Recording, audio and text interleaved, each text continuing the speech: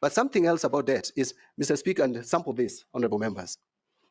Our debt portfolio is 50-50, almost, external, domestic.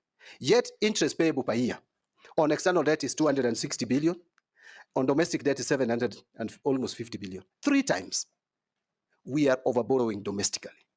And we have raised the interest rates of borrowing domestically. I know I'm one of the people, if you look at my wealth declaration, I have a government bond I've bought of 13 million, and I'm getting almost 16% returns. That is unsustainable.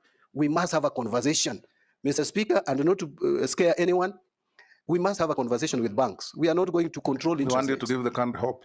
Yes. You are doing so.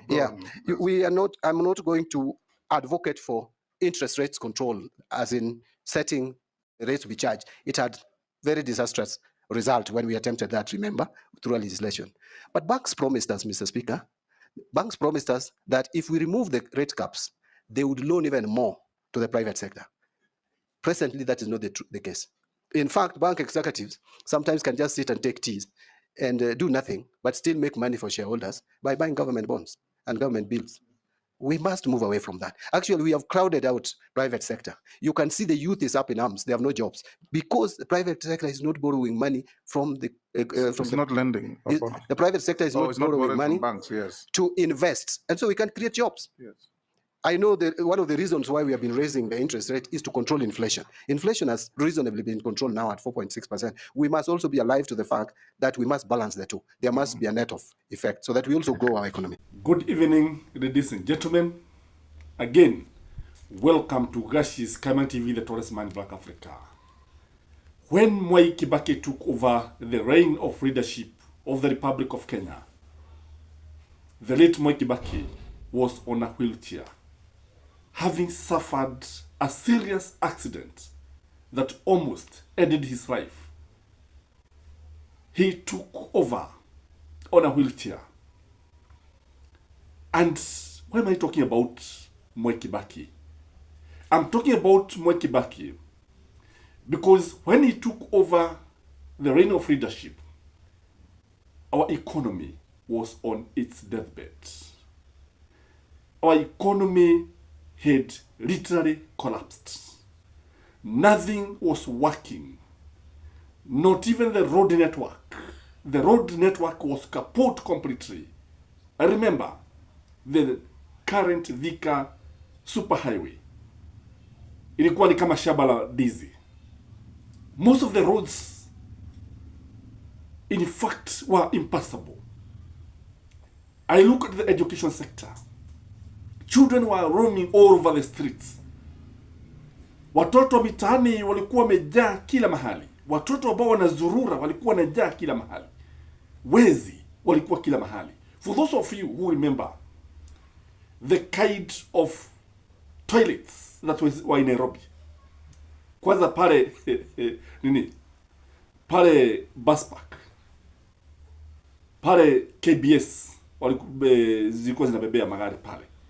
If you dared to go to those toilets, you either meet the thugs who are sitting on human feces waiting for you. Na unapoingia pale ulikuwa unakaribishwa na harufu ambayo ilikufanya karibu upatwe na kitefutefu au kizuguzugu. Literally, the economy was dead. But ladies and gentlemen, within 1 month, the late Mwai Kibaki had managed to bring over 1 million children. In fact, he was able to increase the enrollment of primary school from, I don't know the number, but the number increased by 1 million. And before Kenyans knew what was happening, Kibaki's government had managed to give this country free primary education and later free secondary education. Since then, we have not seen much change. Today, William Samoei Ruto is very busy increasing school fees in universities. Today, the education is no longer free. Parents are paying a lot of money. Ladies and gentlemen, why am I saying this? I'm saying this because of that's one thing. This country, the problem with this country is bad governance, poor governance, bad leadership. Despite the fact that Kibaki took over the leadership on a wheelchair, he was able to bring a competent team to surround him. He was able to bring John Mishuki, Raila Morodiga. He was able to bring Karisa Maitha. He was able to bring Mwiraria. He was able to bring Kipruto Arap Kirwa. He was able to bring people who had the interests of this country at heart. And that is where William Samoei Ruto get it wrong. I'm saying this because I've watched John Baddy's interview. John Baddy was nominated by Raila Morodiga to lead the Treasury. His name was forwarded to Ruto for nomination. And when I listen to this guy, there is hope in him. This guy has pointed a number of issues. Number one, he has said that our constitution is too expensive. What does this tell you? This man has something between his ears. This man can actually revive our economy. And I think if William Samoei Ruto allows this guy to work independently, like Kibaki did, I think he can actually bring the economy back on track. I've watched him, and I've seen creativity in him. The man is oozing wisdom, knowledge, wisdom. And he seems to know how to manage, how the country should manage the debts. He needs to understand. Because you see, the kind of team that William Samoei Ruto brought, he brought people who had court cases. He brought people who were actually accused of murder. He brought people who had no interest at heart for this nation. That is the problem with this country. And now, the country under William Samoei Ruto Kenya looks like a crime scene as far as the economy is concerned. Money laundering, talk about it. Anything bad happens in Kenya about the economy. Most of the vehicles stored in Europe, Asia, and many other parts, including America, ends up in Kenyan markets. So, in fact, it doesn't matter whether the leader is mad, doesn't matter whether the leader is crazy, doesn't matter whether he's aged, doesn't matter whether he's senile, doesn't matter. What matters is the team that is going to bring the necessary changes in this country. William Samoei Ruto needs a good team. And this one should go down even to the county governments. We need competent team. In fact, again, if you visit the history of this country, you realize also Kenyatta was surrounded by competent leaders. Jaramogi Oginga Odinga was there, Tom Mboya was there, Gishuru was there, and many other leaders. Even Kibaki was there. So you need a strong team.